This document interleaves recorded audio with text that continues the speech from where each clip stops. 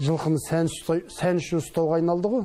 Жылқыны сән үшін, атақ үшін, жаңағы жануарға обал жасап, екпес алып, оның көлігіне де қызып отқан жоқ ол. Ол көлігінің жеті атасының ақшасын шығарып, сол жылқыны ұстап отыр.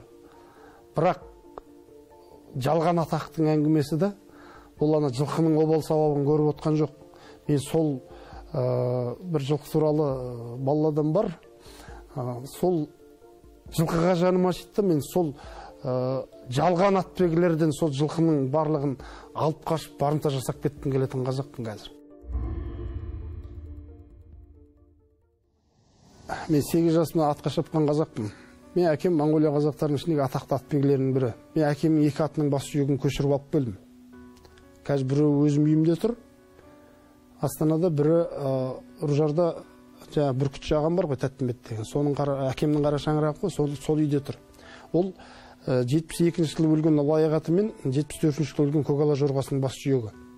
Сол екеуін мен ес білгенде қалың әкем жылда ағаш отырғызады.